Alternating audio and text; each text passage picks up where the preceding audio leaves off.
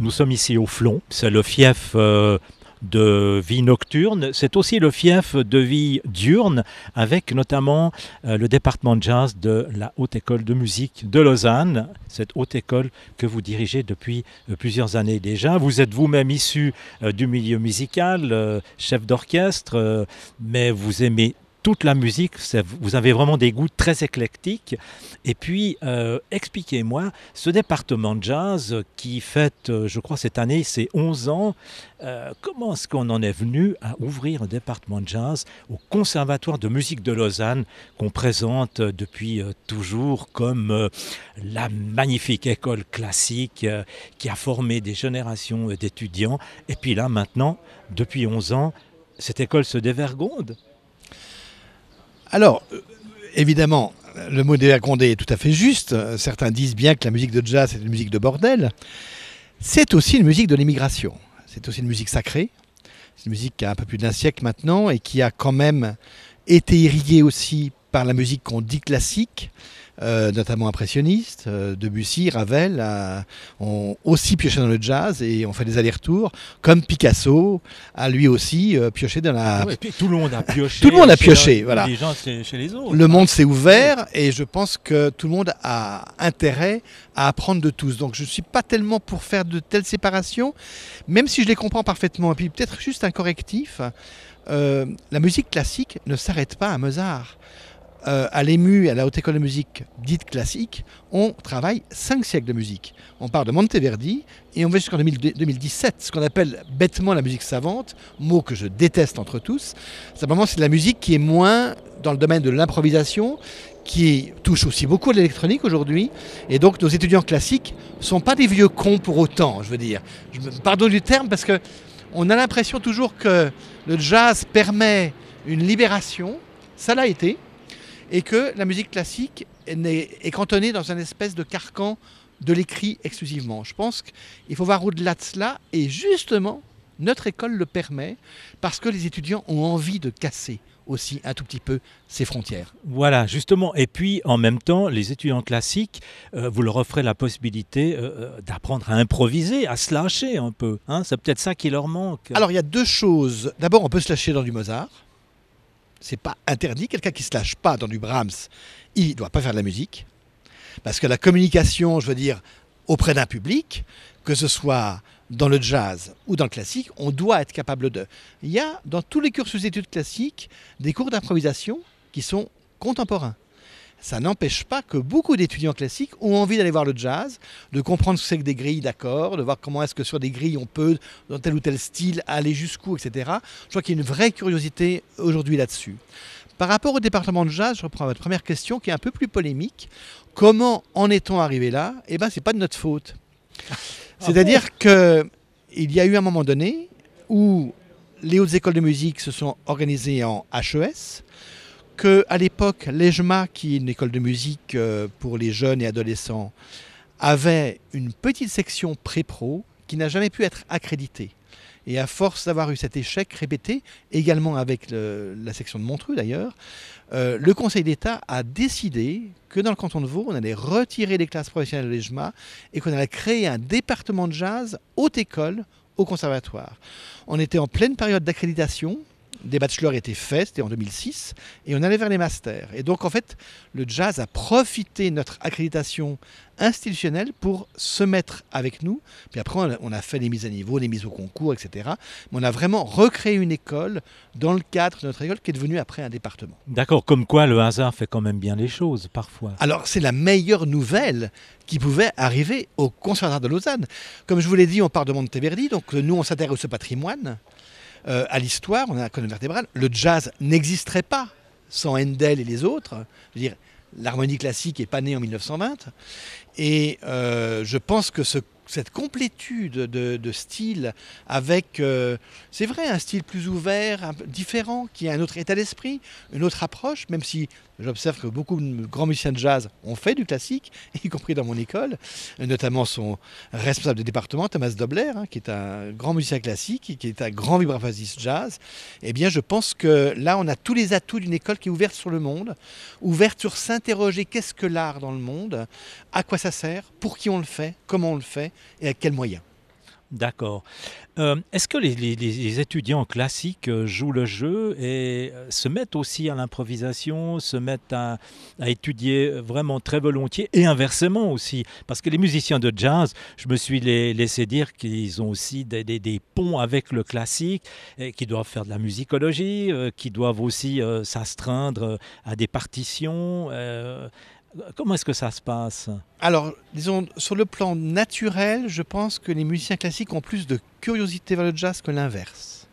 Par contre, dans les cursus d'études jazz, au niveau technique, ils sont, entre guillemets, condamnés à suivre des études un peu classiques, pour justement lire.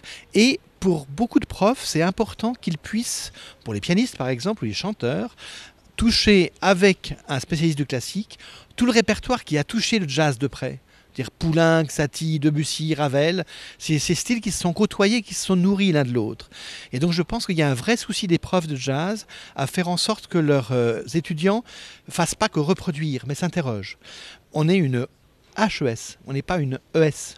Et c'est ce H qui est très différent, qui a une notion de haute école, qui implique une pratique dite réflexive, dire je fais, mais je m'interroge pourquoi je le fais, d'où ça vient, qu'est-ce que je peux apporter de plus de ce qui s'est fait. Ce n'est pas une école d'apprentissage où un maître menuisier vous apprend comment poncer une planche le mieux possible. On la ponce, oui, mais on s'interroge, nous, en plus, à l'arbre, aux racines, à l'époque, au climat, aux transformations du climat. Et Voilà. ça, c'est très important. Voilà, tout ça m'amène à cette collaboration entre les concerts de Lancy et la Haute École de musique de Lausanne, le département de jazz. C'est une collaboration que nous avons commencée il y a déjà 5 ou 6 ans avec le prédécesseur de Thomas Dobler, c'est Georges Robert, qui était un ami personnel et avec lequel on a eu beaucoup de projets dans le jazz, dans la musique, que ce soit à Genève ou ailleurs. Et puis, j'avais proposé à Georges, à l'époque, de faire jouer des jeunes en master à Lancy pour les faire découvrir au public. Et puis, faire découvrir au public, j'aimerais que le public soit beaucoup plus curieux. C'est un gros problème, ça. Je pense que les gens manquent un peu de curiosité. Et pour eux, le jazz, pour beaucoup, ça s'arrête au New Orleans ou au swing. Et puis après, il y a plus rien. On ne fait pas l'effort de comprendre. Et je trouve que ces jeunes étudiants en master font un travail extraordinaire. Ils sont à la fois extrêmement virtuoses de leur instrument, ils sont très inventifs, ils jouent dans différents types de formations, ils ont un répertoire très très large. Et je voulais faire découvrir ça au public à Genève. Et puis, depuis l'année dernière, depuis la disparition de Georges, tout a été remanié. Et maintenant, vous nous avez proposé de faire en sorte que ces concerts servent de certification pour les masters. Et c'est vrai que pour nous, c'est un plus. Et ça nous permet de doubler le nombre de concerts par saison et de faire des découvertes absolument extraordinaires autour d'anciens jazzmen et de compositeurs qui ont marqué l'histoire du jazz. Alors, c'est un plus pour vous, mais c'est un plus pour nous aussi. Notre principe de haute école, c'est d'adosser la formation à l'espace social. C'est-à-dire, dès qu'un étudiant est en bon état de se produire, eh ben on le produit et on lui donne un cadre. Grâce à vous, on a un cadre de qualité et ça permet ainsi aux étudiants de se structurer et de faire en sorte que le public ne soit pas une menace, mais un stimulant. Et je pense qu'un artiste sans public n'existe pas. Je veux dire, on peut écrire un livre dans le silence, puis après l'envoyer loin. Mais on est tous complémentaires. Voilà. Et les arts vivants, c'est bien cela qu'ils ont de vivant, c'est qu'ils impliquent la présence des deux en même temps. C'est pas comme un livre, même un tableau reste. La musique a cet espace-temps particulier qui fait qu'il y a ce moment miraculeux, qui est unique, qui est celle de la rencontre. Cette rencontre doit se travailler, se préparer, et il me paraîtrait inconvenant que dans une haute école d'art et de musique, on sépare l'apprentissage de la communication de l'apprentissage.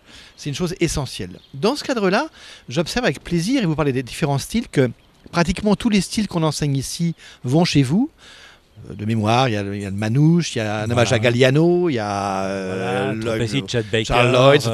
Il y a des gens, des très grands noms, et à chaque fois, si vous regardez bien, c'est porté par un grand prof qui est sur scène avec les étudiants. Il y en a un en général, Euster, Croisonnier, Jeff Beau, j'en oublie.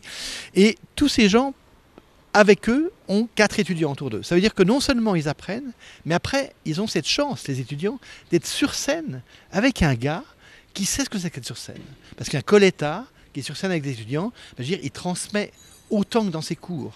Et donc, cette décloisonnement entre l'enseignement et la scène, l'espace scénique, est vraiment quelque chose de fondateur dans notre école, qu'on pratique aussi pour le classique, pour nos 500 étudiants. Voilà, exactement. Et puis en plus de ça, c'est vrai qu'on se fait beaucoup d'amis parmi ces jeunes jazzmen. C'est assez extraordinaire, il y a une ambiance formidable. Moi, j'assiste à chaque répétition, à chaque mise en place, à chaque soundcheck. Je fais des vidéos, je fais des photos que je balance sur les réseaux sociaux. Et puis, on peut tisser des liens assez fantastiques. Je pense que c'est vraiment la musique, l'échange vraiment complet. Tout à fait. Et je pense que le mot réseau, alors sociaux ou non, ça, voilà, mais le mot réseau est un élément extrêmement important dans notre domaine. C'est-à-dire que voilà, on joue là, on est repéré, quelqu'un écoute, ça nous permet d'avoir ça, plus ça. C'est comme ça que les gens construisent aussi, de fil en aiguille, hein, au sens presque premier du terme, des partenaires potentiels qui pourraient développer après sur le plan professionnel. Exactement. Et tout ça dans un souci de qualité. C'est assez extraordinaire parce que ces jeunes qui viennent de chez vous, on peut les prendre et les mettre dans n'importe quel grand club de jazz à New York, à Chicago ou alors, ailleurs. Ils sont bons. Ils sont bons. Oui, ils sont devenus très bons. Après 10 ans, enfin 11 ans, vous l'avez dit vous-même, oui. Du département de jazz, on peut dire qu'on est arrivé maintenant à un vrai niveau comparable à celui du classique, avec des gens qui sont dans les concours internationaux, qui gagnent des places d'orchestre, qui gagnent des concours de solistes. Et je pense que c'est notre objectif. C'est pas juste de former des étudiants dans un aquarium, mais c'est de faire qu'après, ce ne soient pas des poissons, mais des oiseaux qui s'envolent et qui sont compétitifs. Voilà, exactement. Que font-ils ces jeunes une fois qu'ils sont sortis avec leur master, leur diplôme que font-ils? Est-ce qu'il y a vraiment de la place pour tout le monde? On pourrait poser cette question pour toutes les formations, à quelques-unes près comme infirmières, dont on sait que, par notre faute, qui vieillissons, malheureusement, par notre faute, on manquera d'infirmières. Donc je pense qu'on manquera toujours de musiciens, à titre personnel aussi, ne serait-ce que pour charmer les infirmières. Mais je pense que, pour parler plus sérieusement, on doit faire en sorte que nos étudiants aient la force, en sortant de nos écoles, de réinventer le métier. Et ils sont condamnés à cela. C'est-à-dire qu'ils ne peuvent plus venir aujourd'hui, dans une école, ce qu'on appelait avant les conservatoires, avec ce mot conserve qui est un peu désobligeant pour ceux qui les font fonctionner, comme étant une reproduction du modèle du prof qu'ils ont. Et ce qu'on donne aux étudiants, ce n'est pas seulement ce qu'ils sont venus chercher. On leur donne aussi autre chose. Des fois, ils sont un peu rétifs, mais en sortant, ils nous remercient d'avoir donné d'autres pistes, qui fait que souvent, ils changent de voie, d'orientation, ils inventent. Mon rêve, c'est que nos étudiants sortent en créant des start-up, en ayant un esprit d'entrepreneuriat semblable à quelqu'un qui sort d'une école d'ingénieur. Voilà. Vraiment très joli credo. Merci beaucoup Hervé Klopfenstein. Je rappelle que cette saison, nous aurons 7 samedis de concerts jusqu'au mois d'avril l'année prochaine, avec en tout 14 concerts, puisque par soir, il y a 2 formations qui vont se produire, avec chaque fois des hommages à, on l'a dit tout à l'heure, Charles Lloyd, Chet Baker, avec, il y aura même un concert Jazz and Swing Song, un laboratoire Brésil, bref, il y en a vraiment pour tous les goûts. Alors, on se réjouit d'accueillir tout ce petit monde à Lancy. On commence le premier concert ce samedi, le 14 octobre, 20h30, Cave Marignac.